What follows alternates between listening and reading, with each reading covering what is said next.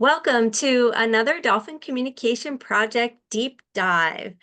Today we are joined by Dr. Thomas A. Jefferson. He is the Director of VIVA Vaquita. He is also an independent researcher with Southwest Fisheries Science Center with NOAA Fisheries. He's a very busy guy. We are very, very grateful for your time this evening.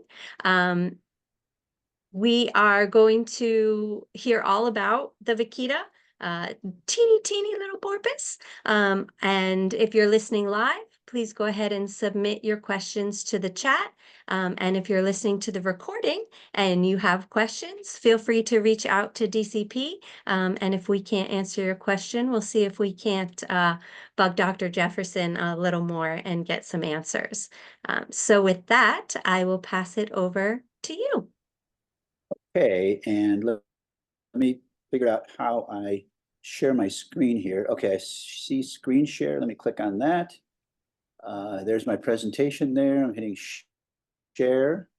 And you probably can see now my presentation in a overall setting. Let me click on the presentation view. You should be seeing it now as a full screen presentation, correct? Yep, it looks great. Okay, sounds good. Well, good afternoon / good evening to everybody. I'm not sure where you guys are all located. I'm in San Diego on the West Coast, so it's only 3 o'clock in the afternoon here, but I think some of you people may be further east at a later time zone. And for those of you who are on the East Coast, I apologize for cutting into your dinner time. I'll try not to go yammer on too long so I don't delay it too much. But I'm going to talk to you today about the vaquita porpoise, which is the world's most endangered marine mammal. It's not a situation that any particular animal would like to have, unfortunately, but it is the case that this is the most endangered marine mammal in the world these days. And so I'm going to tell you a little bit about the biology of the animal and talk about the reasons why it's endangered, so endangered. Give you some information about how many we think are left. Tell you about some of the work that's been done to try to conserve the species and make sure they don't go extinct, and then finish up with a little bit of information about how you can get involved in trying to help save the vaquita from extinction. So let's move on to the main part of the talk here. Let's see. Okay, for some reason, oh, there we go. Okay, my slide is advancing now. Again, vaquita, the most endangered marine mammal in the world, status and lessons learned. So the IUCN, International Union for the Conservation of Nature and Natural Resources, lists the status of each species of animal and plant, actually. So the approximately 130 or so species of marine mammals all have, or most of them have, status designations that's been identified by IUCN. And as you can see from this chart here, the different groups of marine mammals, including the cetaceans on the top, manatees and dugongs in the middle, the pinnipeds and the other carnivores on the bottom, they all contain quite a few species that are in some of the more dire categories. Some species are already extinct, unfortunately, and I'll talk a little bit about a few of those. And there's a number that are critically endangered or endangered or vulnerable, and all three of those categories are considered to be threatened categories. And then some species are in the near threatened category, which means they're close to being threatened. And we luckily have a few that are still in the least concern category, where we think that they're relatively abundant. So the vaquita is now listed as critically endangered on the IUCN Red List, which is the worst category to be in, other than extinct, of course. And we hope to move it into some of the better categories in the future. We certainly don't hope it moves into the extinct category. Okay.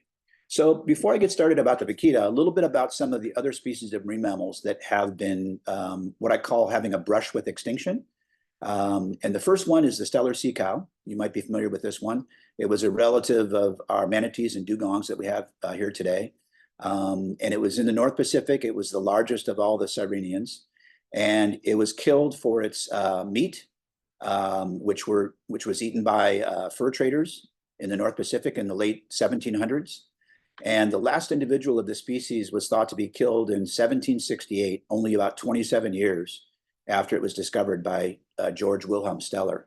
So this is the first species of marine mammal that went extinct in our historical times, and clearly this happened because of human activities. So that's kind of a bad start. The next species, we have a much happier ending. That's the northern elephant seal, which occurs along our west coast here of North America. This species was reduced to about 50 individuals during the turn of the 20th century due to sealing activity, mostly for the products of the oil of the seals. But luckily, the sealers did not find all of these animals. They certainly, it seems like, tried to kill every last one. Luckily, they did not find all of them. There was a population of a few dozen or so that remained on an island off of Mexico. And those animals have since, under Mexican and US conservation efforts, recovered quite dramatically. And they now number over 100,000. So this is a very, very much a conservation success story. Another success story is the gray whale here in the North Pacific, which was twice reduced to levels approaching extinction because of whaling activities, but in both cases has recovered its numbers and currently numbers a little less than 20,000 individuals. Numbers in the last couple of years have been going down, but the population overall seems to be relatively secure and is no longer in serious danger of extinction. And now we have another unfortunately sad case of the West Indian monk seal, a close relative of the Caribbean and, the Hawaiian and Mediterranean monk seals. And the species was wiped out by sealing activities in the 1950s and is now unfortunately extinct. And finally, the most recent situation is the case of the Baiji, or the Yangtze River dolphin, which was declared as most likely extinct in 2006, primarily as a result of habitat destruction rather than direct hunting.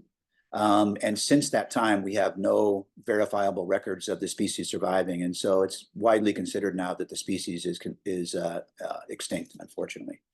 The first cetacean to go extinct because of human activities in recent times. So from this set of case studies, we can look at a couple of messages here. It seems that generally we've had mixed success at saving endangered marine mammal species. When the species are threatened with extinction because of direct hunting, generally we've had a pretty good record of being able to save them. And that's because it's pretty easy for the most part to just close down hunting activities, restrict hunting activities. And usually when that happens, the population recovers. And we've had some good success with that. But unfortunately, in those one or two cases where the species has been endangered because of habitat destruction and environmental habitat issues rather than direct hunting, our record is not very good. And so that's something that we need to keep in mind when looking at the vaquita situation. So for those of you who weren't familiar with the vaquita, let's talk a little bit about what the vaquita is. The vaquita is a small porpoise in the family Phocinidae related to the dolphins, the delphinids. It's one of only 7 species of true porpoises in the world. So it's a very small family that only has a relatively restricted number of species. It's found in a very tiny area in the extreme northern Sea of Cortez or Gulf of California, Mexico. It's a very unique species with a body shape and a color pattern unlike that of any other. If you know what a harbor porpoise looks like, which is a relative of the vaquita, you'll probably notice that these vaquitas here on the left look very, very different. Body shape, the coloration pattern, and especially the dorsal fin shape is really quite different in these animals. It has a tall dorsal fin and quite a beautiful, a simple but quite a beautiful color pattern with these dark patches around the eye that you can see there, as well as dark lip patches that give it sort of a goth look. And because of that, it's sometimes called the panda of the sea or the desert porpoise. And you'll see why the latter name is used in a minute. So this species was only described in 1958, a little over 60 years ago, by Ken Norris and Bill McFarland. It's a relatively recent described marine mammal. Most of the marine mammal species we know today were described in the 17 or 1800s, and this one was described very late. So it was really unknown to science until about just a few decades ago. I mentioned earlier that there are 7 species of porpoises. There are 4 species in the genus Phocina, and that includes the well-known harbor porpoise, which probably most of you are pretty familiar with. It occurs on both coasts of the United States here, in Canada as well. The spectacled porpoise and the Burmeister's porpoise, which occur only in the southern hemisphere, spectacled in more offshore waters, and the Burmeister's porpoise in coastal waters. And then finally, the vaquita, the species we're talking about today, which only occurs in a small area in Mexico. In addition, there are two other genera in the family. One includes the Dall's porpoise, which you probably know about if you live here on the West Coast. It's a pretty common species in colder waters along the West Coast here. And then the other one is the two species of finless porpoises, which you may not be familiar with. They occur only in waters of the Western Pacific Ocean and the Indian Ocean. So they're Indo-Pacific species that don't occur here in North American waters. Okay, a few facts about the vaquita. If you don't know your Spanish very well, vaquita means little cow in Spanish, and that's a name that has been given to it by the fishermen. Not really sure why they think it looks much like a cow. I don't really see a cow resemblance there, but that's the name that they've used to describe it. And so that's the name we use now in English to describe it as well. It's only about 5 feet long, or about 1.5 meters. So that makes it either the smallest cetacean in the world, or maybe tied with a couple of other species like the Hector's dolphin and a few other species that are similar size. It lives only about a 4.5-hour drive away from where I live here in San Diego. So it's not a US or a Southern California species, but it occurs pretty close by. And as I mentioned, it's only found in that area in the Gulf of California. They have a reproductive pattern where traditionally they've only given birth to one calf every other year. But the good news here is that there's some recent evidence suggesting that they may be capable of giving birth in every year, basically annual reproduction. And we're hoping now that the animals, the females that are left in the population, are giving birth annually, which will, of course, help them recover from the low numbers that they're suffering from. They live to be only about 20 to 21 years old, so they have a pretty short lifespan, certainly not nearly as long as we see for some of the larger cetaceans. They've never been held in captivity. Other than a couple of live captures, which were attempted a few years ago to try to conserve the species, they've never been held in places like SeaWorld or whatever. So we know very little about their physiology and some aspects of their biology that's mostly learned from captive studies. Obviously, they're very rare. And again, as I said, they're the most endangered marine mammal in the world. And their fate is clearly tied to that of the upper Gulf of California ecosystem that they live in. So let's look a little bit at the distribution of the species.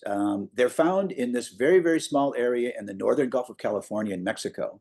And you can see in the inset down here at the lower left part of the main map, the area of detail that's shown blown up in the main map here. The area that they occur in is around San Felipe, the town of El Golfo de Santa Clara, and somewhat adjacent to the town of Puerto Penasco on the mainland side of the Gulf of California. It's the most restricted distribution of any marine cetacean, and it basically covers about 4,000 square kilometers, which is, to put that in perspective, it's about 1/3 the size of the LA area, the Los Angeles area.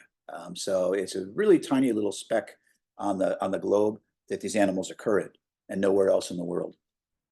So if you look at the Gulf of California from an aerial view, from a satellite view, of course, this is showing depth topography.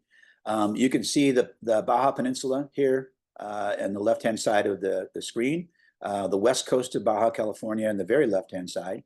And right in the center is the Gulf of California, extending up from the south down here around La Paz and Cabo San Lucas, all the way up to the northern part of the Gulf of California. And so our vaquitas only occur in this region up in the very northern, maybe 1/6 of the Gulf of California. So it's a very small area. And the area where they occur in, as you can see here, is relatively shallow waters near the mouth of the Colorado River. The deeper waters of the Gulf of California are found much more further south in the central and southern parts of the Gulf. So the area where the vaquita occurs is relatively shallow waters of about 10 to 50 meters in water depth. It's a very productive habitat, though. You can see the productivity shown here in this map, and you can see the areas of red are the very high productivity areas. And you'll notice that San Felipe, where the arrow is here, and the area to the north, and especially along the Baja California coastline in that area, is a very, very high productivity area, which means that it's a good area for vaquitas to occur in because there's probably a lot of productivity for them to feed on. The bad news is that fishermen, of course, know this as well, and it means that it's a very, very popular area for fishing for various types of marine animals. And unfortunately, as you'll hear in a bit, this is bad news for the vaquita. So a little bit about their behavior. There's really not much known about their behavior. They're small and elusive, and they live in very small groups. They tend to be relatively shy of vessels and avoid vessels, so it's very difficult for us to study their detailed behavior. So we don't really know a lot about the detailed behavior or social structure of the animal. As I mentioned, they're quite cryptic. They rarely bring more than just their back and dorsal fin out of the water or a little bit of their head. As far as I know, they're virtually never seen leaping out of the water or breaching or doing any kind of aerial behavior like that. So we don't really get very good looks at them most of the time. And they feed on small benthic and demersal fish like grunts and croakers. That's their main prey. These are not commercially valuable fish. So the fishermen that are catching these animals in their nets are not doing so intentionally. They're just putting the nets in an area to fish for other species of fish. And unfortunately, the vaquitas are occurring in that area and getting caught in the nets accidentally. So it's really a very unfortunate circumstance in that respect. They do have predators, which includes large sharks and possibly killer whales, which do occur occasionally in the area where they occur as well, although there are no records of killer whale predation on the species that I know of. So in October of 2008, I and a couple of colleagues conducted an expedition to try to obtain the first high-quality photographs of vaquitas. Up until that point, the only photographs of the animals alive at sea were basically little teeny specks showing a little dorsal fin way off in the distance. And we thought that this was one of the problems with conservation of the species, is that people really didn't know what these animals looked like, and that they could get a better look at what these animals, how they appeared, that it would help in their conservation. And so we conducted a study in 2008 to try to get photographs of the vaquita. This photograph on the left was the best photograph that existed before we started our research, showing a vaquita mother and calf. You can see pretty grainy, cropped in from a very far distance away. And there was one other photograph that showed a vaquita surfacing near a seagull, showing a little bit of its head coming out of the water. But again, it was very, very grainy. So in 2008, we were able to get the first high quality photos of the vaquita after 18 frustrating days of bad weather and limited success. But we finally had, as you can see here, a day with really nice weather, flat, calm seas. And we were lucky enough to be able to get into an area where vaquitas were swimming and feeding, and get some good high quality photographs of vaquitas, even showing the face above the surface. So that was really kind of a successful expedition. Most of these sightings occurred near a small island called Rocas Consag, which occurs in the northern Gulf of California. It's not covered in snow, although it might look like it there. It's white in color. That is seabird guano covering that rock. So it's a very popular place for seabirds to land and even breed, and is covered with seagull and other cormorants and pelican guano. Which is why it appears white. But the vaquitas occur mostly in an area within easy view of Rocas Consag. That's the area where most of the sightings have occurred, within a few kilometers of that island. This is a more close-up view of Rocas Consag, again showing the guano on the rocks there. You can see how it's washed off in the bottom layer by the rising tide here. It's about 87 meters tall, or about 285 feet. And it's a small island. I mean, you can see it's very, very sheer and steep, so you can't really, there's not really a beach that you can walk around. But if there was, you could get off on that beach and walk around the island probably in 15 or 20 minutes. It's not a very big island. But yet the vaquita's range is so small that essentially anywhere from within the vaquita's range, you can see Rocas Consag. Or to put it the other way, if you climbed up on the top of Rocas Consag and you had a powerful enough telescope or binoculars, you could see vaquitas anywhere within the range from the top of that island. So it's a very, very small range. And I hope that kind of puts it in perspective. One thing we discovered in the 2008 survey is that photo identification is possible with vaquitas.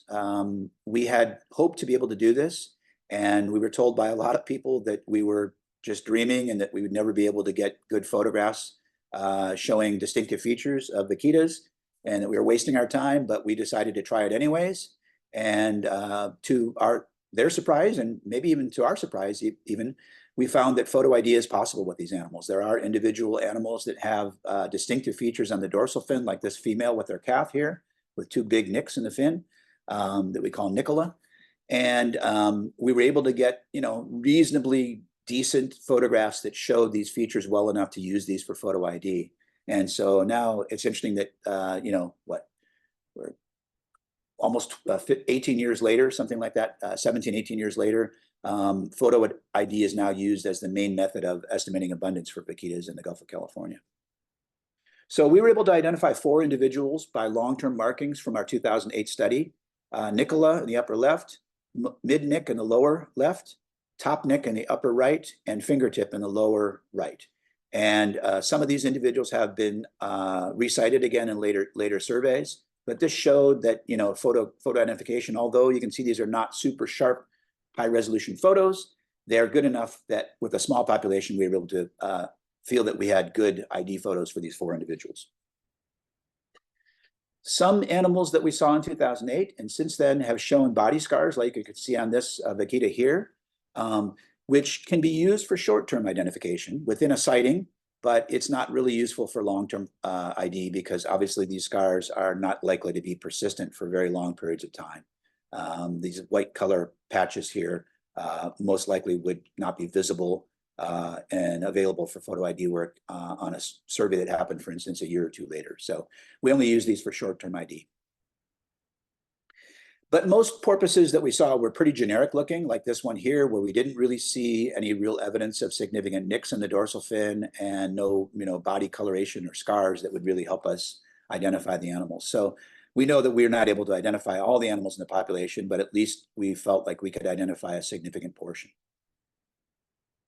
And the 2008 survey also was successful in terms of providing the first photographs, well, good quality photographs of the face of vaquitas at sea. And, you know, we obviously, human beings are very focused on the face. We feel that this has been really helpful in garnering conservation attention for the species because being able to see the face of these animals kind of lets you recognize them as individual animals. And especially seeing the eye, I think is really important. So that was another successful part of our 2008 expedition. The social organization of the vaquita is that they occur in relatively small groups. The average group size is about 2 or so. They do occur in groups up to about 10 or so, loose groups of 10 or so at some times. And the mother-calf bond is the main bond. We don't think there's any evidence of long-term bonds much beyond the mother and calf bond. Again, occasional aggregations of up to about 10 animals are seen, and these are usually feeding aggregations where animals are converging on an area to feed. They may not necessarily be coordinated in their behavior, but they're in a relatively small area, probably feeding on a common prey resource. And the group structure appears to be very fluid, as it is in pretty much all the other porpoise species. So long-term bonds other than the mother-calf bond do not seem to exist from what we can tell. Most of the sightings that have occurred in our initial study, as well as later on, have occurred near slicks, areas like you can see in the upper part of the photograph here, where the water is relatively smooth along a long line. These are most likely caused by ocean water currents or internal tides. And these probably concentrate prey, although this is just sort of a hypothesis. But for whatever reason, vaquita sightings oftentimes occur near these slicks. And we do see them feeding near the surface sometimes, including on schooling fish, like this animal here that you can see kind of chasing fish at the surface pretty quickly. Its tail fluke sticking up out of the water there. Now, the vaquita has among the highest conservation priorities of any mammal species, not just marine mammals, but all mammal species. When this analysis was done back in 2007, the vaquita had a score up around 5.25 or so. And you can see the highest scores were about 6. The lowest ones were down to 0. You can see it's at the very, very upper end of conservation status. And this is based primarily on the rarity of the species, as well as the uniqueness of its habitat and the uniqueness of the species itself. So the problem that the vaquita is facing is really just one kind of fishing net, even though there's other kinds of fishing down there. And that's fishing with what are called gillnets. And if you don't know about gillnets, they're a lot like a volleyball net, where they're laid out in a panel in the water. They're not used to surround prey usually. They lay it out in the water. They have floats at the top. They have sinkers at the bottom. And they basically just float in the water column or sometimes along the bottom. And they catch fish or shrimp sometimes by the gills or by other parts of their body. They're not usually used to try to catch dolphins or porpoises, but unfortunately, they are very good at doing that. These are accidental catches. The fishermen don't really want to catch these animals, but when the nets are in the area where these animals are actively feeding, oftentimes they do get caught in these gill nets. And Mexico has a very large gill net fleet that are, these gill nets are deployed from these small fiberglass fishing boats called pangas, and the San Felipe area, as well as Puerto Penasco and El Golfo de Santa Clara, the 3 towns in the area, are major areas for gill net fishing in the Northern Gulf. So the solution, obviously, is to somehow see if we can remove gill nets from the areas to allow the vaquita population to recover. And Mexico developed plans in the late 2010s to early part of the next decade to try to replace gill nets with other types of fishing methods to allow fishermen to fish using methods that were not endangering vaquitas. The initial plan was a buyout program where the government offered money to fishermen to sell back their nets and not fish with the nets. The problem was it didn't work. What happened is some of the fishermen took the money from the buyout program and went out and bought a brand new gill net and were able to go fishing again with the gill net. So it was not a very well-run program, and it really didn't have the desired success. As vaquita's numbers declined, Mexico realized that a gill net ban was needed. And for many years, scientists and conservationists had been recommending this, but Mexico was very slow to enact this. So some recent developments in 2015, after years of ignoring recommendations, the Mexican government finally banned gill nets in 2015.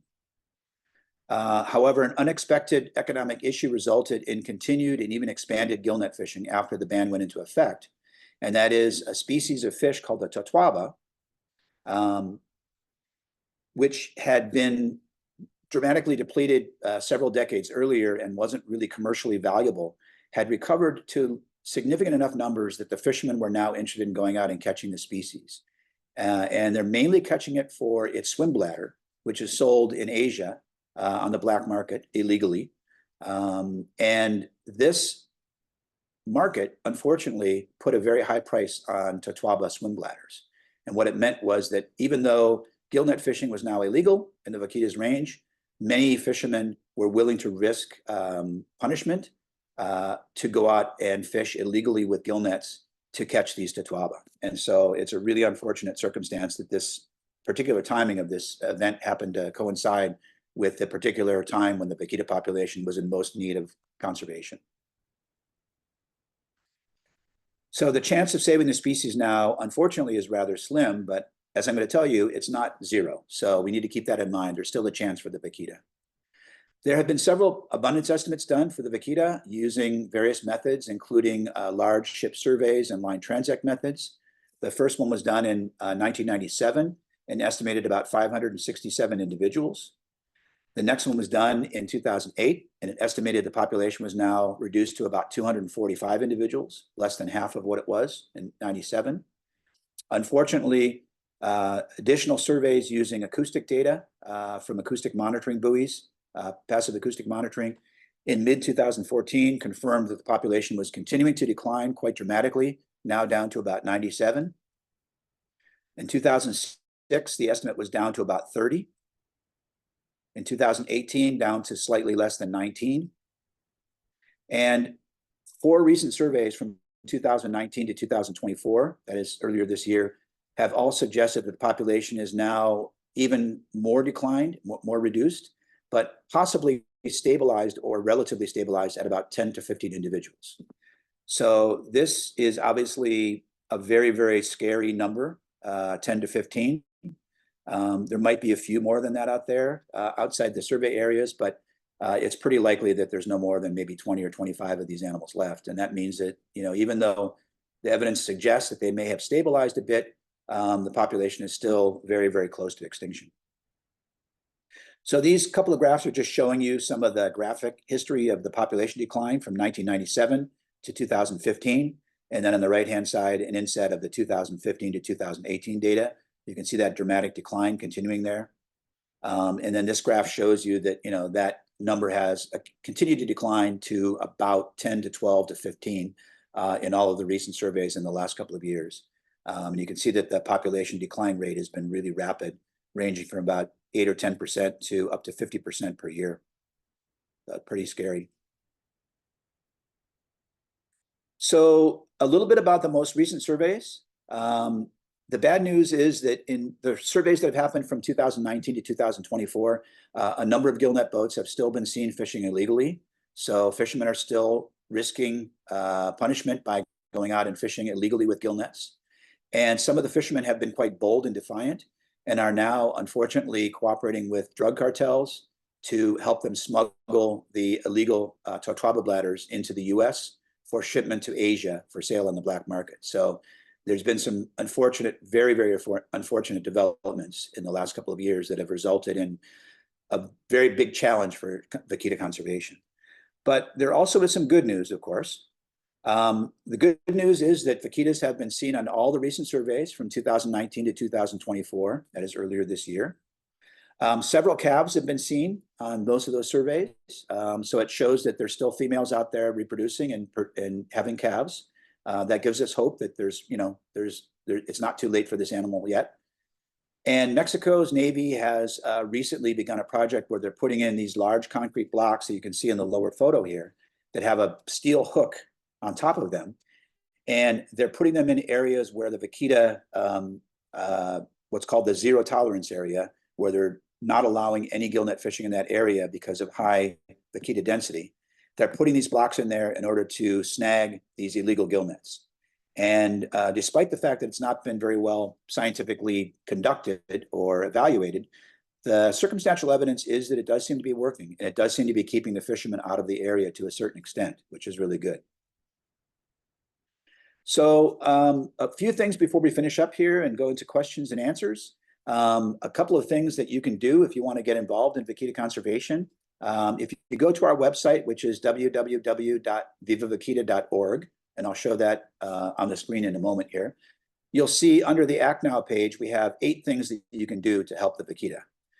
One of them is to donate to organizations like Viva Vaquita to help us with our conservation effort. You can sign various petitions to the government of Mexico and Mexico's new president to try to ask them to do their best to save the vaquita. You can write officials in Mexico, specifically in the various departments who are involved in vaquita conservation, to tell them that vaquita conservation is important to you. One thing you want to do is you don't want to buy shrimp or fish that's caught with gillnets, especially if it comes from the Gulf of California. Obviously, that's going to be supporting activities that are endangering the vaquita, and we don't want to do that. Spreading the news about the vaquita, sharing the story with your family and friends is really important. So please let everybody that you know about the vaquita situation and ask them to help us in our efforts to try to save the species. You can support marine conservation efforts by voting for politicians with a good environmental record. And that goes, of course, both for Mexico, who just inaugurated a new president a week ago, that we hope will be more supportive of vaquita conservation, as well as here in the US. And I'm sure everybody's aware that we have a presidential election coming up in 30 days, I think from today. And this is going to be a very consequential election for a lot of things, including for wildlife conservation. As you probably all know, Donald Trump, when he was president previously, was very, very destructive in terms of the policies he put towards the environment and weakened the Environmental Protection Act and the Environmental Protection Department here in the US quite dramatically.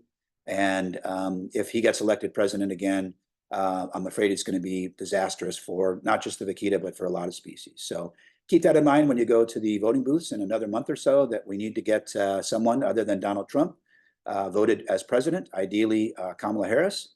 You can write to your elected officials, whether they're here in the US, Canada, or Mexico, and tell them your support for the vaquita. And finally, you can volunteer for Viva Vaquita or other organizations that are working on vaquita conservation efforts. Now, one of the things that we do at Viva Vaquita every year that actually just happened about a month ago is International Save the Vaquita Day. And that is very important because this is an event that we use to try to support the idea around the world of vaquita conservation and make sure that people get involved in the conservation of the vaquita. So this happened on Saturday, September 7th. 2024. And we do this once a year, so it'll happen again in 2025. And if you look at our Viva Vaquita website, you'll see information in there next spring about when it's going to happen in 2025. And anything you can do to help us on International Save the Vaquita Day, as well as on other days, will really be quite helpful in our efforts to try to save the vaquita from extinction. A couple of lessons learned from the vaquita conservation efforts that can be applied to other species, as well as to vaquita conservation efforts in the future. One is that conservation methods must be based on good science. One of the problems in vaquita conservation is that until recently, we really didn't have good information about the status of the vaquita. And that made it very difficult to set up proper conservation methods that would really be effective in saving this animal. Changing human behavior is difficult and it takes time. So we need to start very early in conservation efforts and not wait till the species is teetering on the edge of extinction. We want to make sure that we implement these conservation measures as early as possible, ideally when the population is still relatively healthy, to prevent it from getting to a point where it's facing extinction in the first place. All options must be on the table. And what I'm thinking of here in particular is the issue that happened a couple of years ago where there was a proposal to try to live capture several vaquitas to bring them into captivity temporarily to support captive breeding efforts. As you probably have heard, those efforts were ultimately unsuccessful. But I think it's important to recognize that however you feel about dolphins and porpoises in captivity at places like SeaWorld where they're used for entertainment purposes, it's a different issue when we're talking about using captive breeding methods to potentially save an endangered species from extinction. And so I hope that you'll keep that in mind. I know that there were some people who were very much against the program to try to capture vaquitas previously. And I felt like it was, although I'm not a supporter of dolphins in captivity, I felt like in this particular situation, it was something that we needed to try because unfortunately we're desperate. And desperate measures sometimes, desperate situations sometimes require desperate measures. So it's something to keep in mind for the future. And of course, passing laws and making sanctuaries are great, but they're only the first steps. Passing laws and making sanctuaries are things that happen on paper in our human society. They don't necessarily make a real difference in the real world until those new laws and new sanctuaries are put into action in the real world. And what often happens in conservation efforts around the world is that people pass laws, develop maps, create sanctuaries on a map, and then say, conservation, done. We've done it. We've fixed the problem. And obviously, that is not necessarily fixing the problem, although it may be an important first step in getting the problem fixed. And finally, we have to expect the unexpected and have a backup plan. As I mentioned earlier, the initial plans for buying the gillnets out from the fishermen, although it seemed like a really good idea at the time, it ultimately did not work. And there really wasn't a backup plan in place at that point. And it took many, many years before people developed another plan that would really be put into place to kind of replace that initial buyout plan. So it's really important to expect the unexpected and to have a backup plan and a plan B, I think, for all these conservation efforts. So that's pretty much it. I mentioned earlier that I would put up our website address here in the lower right-hand corner, www.vivavaquita.org. You can go to that website to find out more about the vaquita, learn more about conservation efforts, and find out more about other things that we're doing to try to save the species, as well as information about next year's International Save the Vaquita Day, which will happen sometime in summer or early fall of 2025. And with that, I will leave you with this beautiful Baja California sunset photo to remind you that, even though, unfortunately, I have to be honest and tell you that the situation is pretty dire right now for the vaquita, the vaquita is not out yet. There's still a chance that we can save this species. And it's important to remember that, there's still definitely a possibility for the species to recover. So please keep that in mind. And I'm looking forward to answering any questions that you have. And I thank you for your attention. Thank you so much. That was excellent. Before we get to questions, I'm just going to wrap up a little bit for folks who might be new to DCP deep dives. This was a webinar, for lack of another word, and all of our webinars are recorded, and you can find them on the DCP website, dolphincommunicationproject.org. Just look under the Knowledge Hub. You can also watch them on YouTube or Vimeo if you like those better. This was a deep dive, so more technical, bigger issue, a little longer. We also have dolphin lessons, which though we gear them towards elementary students, I think they are for everyone. And then if you've watched all of those and you still need more, of course, you can check out our podcast, archived episodes there, wherever you listen to your podcast or right on the DCP website. And we encourage you all to support Viva Vaquita. Absolutely. Check out their website, donate your time, your money if you can. And of course, you can also support DCP. You can become a dolphin protector, make a donation, share social media posts, just stay in touch, pass along our resources to other people in your circles, and keep these animals at the forefront of everyone's minds. So with that, we have some questions. So maybe we'll get to the kind of historical questions first.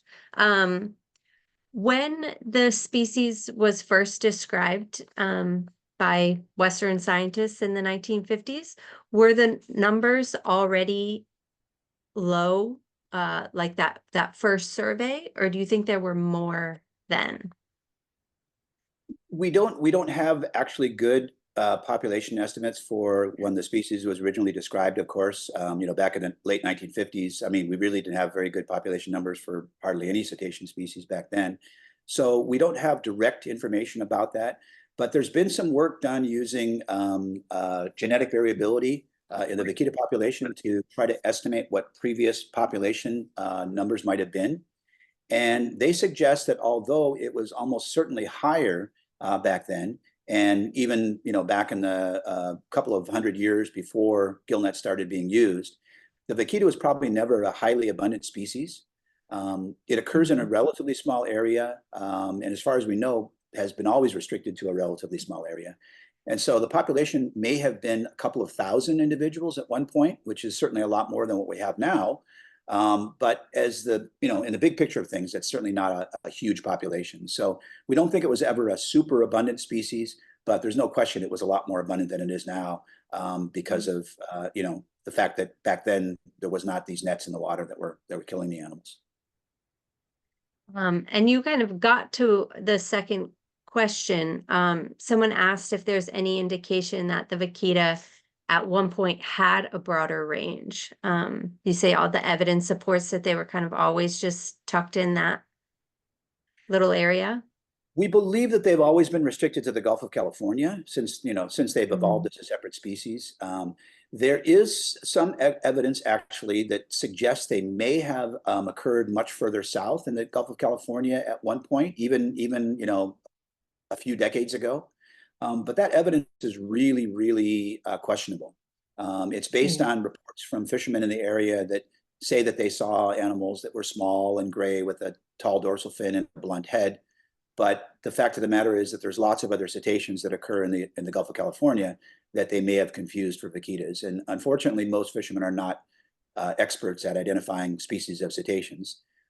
So we kind of have to take that with a bit of a grain of salt. So it's possible that they may have occurred a bit further south in the Gulf of California at one point. But again, the information is really kind of, take it with a big grain of salt. Put it that way. Thank you. Yeah. Early in the presentation, you showed an image of, I think it was 4 vaquita that were like on shore. Yeah. Were those all bycatch at the same time, or had they stranded? What happened there? That seems like a high number in one moment. They weren't necessarily caught in the same net, but they were caught in the same fishery. That happened in the early 1980s. And what happened was that there was some evidence that this fish that I mentioned, the totuaba, had recovered from being badly depleted by overfishing in the early part of the 20th century. And so the Mexican government set up an experimental gillnet fishery to try to determine whether or not the totuaba population had recovered enough that there could be some fishing for it again. And so they used gillnets, unfortunately, to do that. And they did discover that the totuaba population had recovered, but unfortunately, they also caught a number of vaquitas in the nets in the process. So those were all caught in this experimental totuaba fishery in the early 1980s. Yeah. Mm. And is there, and I apologize if I butcher the name of it when I don't have it written in front of me, the totuaba, is there an alternative way to fish for those?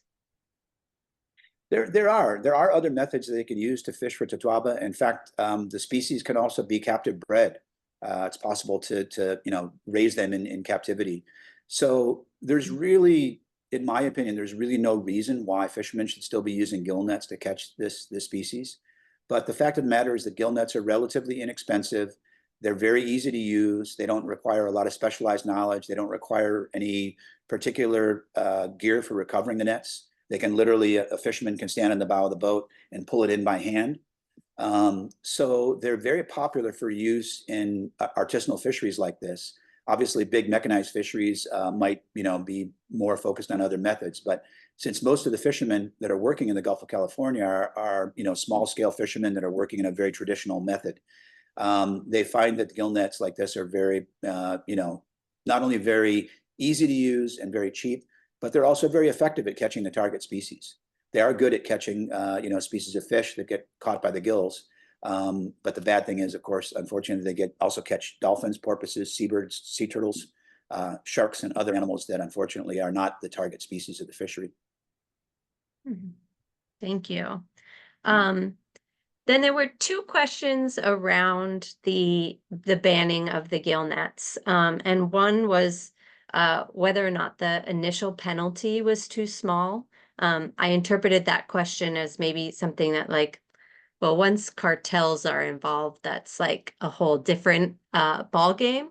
But do you think that the penalty was too small? And then if you want to, I don't know if at the same time someone asked whether or not the little island that you showed, that you said, from that island you can see the whole range. Can they set up some type of security cameras monitoring there? Yeah, the first question, unfortunately, the situation in Mexico with fisheries management is very complicated. And as people may know, there is a big problem with corruption within a lot of the government agencies that are supposed to be managing fisheries. It's long-standing, long-term corruption that has been in place for many, many years, with officials being paid off by relatively wealthy fishing cooperative owners and things like that. And this has been another part of the problem. I didn't really get too much into this because it's very, very complicated and it's also very depressing. But if you want to learn more about it, there's a book called by a colleague called Brooke Bessison, and I can provide that information later on if anybody would like to look at that book. She goes into depth and detail about the involvement of the drug cartels and other illegal sectors in the gillnet fishing in the northern Gulf of California. So unfortunately, that has been a factor in making the conservation efforts not really work. So that's a big part of the problem. And the second part of the question, remind me again what that was. They could put up security cameras on that rock to catch the fishers who are using the gill nets illegally. That's a good idea, but in most cases, the fishermen are fishing not close enough to the island, although, in the big scheme of things, they're fishing close enough to the island, but, it may still be 2 or 3 kilometers away, something like that. So it's not like they're fishing right next to the island within a few meters of the island. So it's possible that using cameras from the island might, provide some evidence of some fishermen fishing illegally, but chances are that it's not going to be very effective, very cost effective. And as you probably know, the Sea Shepherd Conservation Society has been monitoring for illegal gillnet fishing in the area for the last, I don't know, 7 or 8 years, something like that.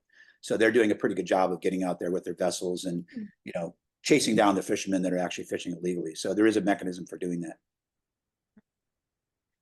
Well, thank you very much. I hope that listeners, live or recording, I hope you all learned something new about this lesser known species. And I hope that you'll share it with your friends and not just your science nerdy friends.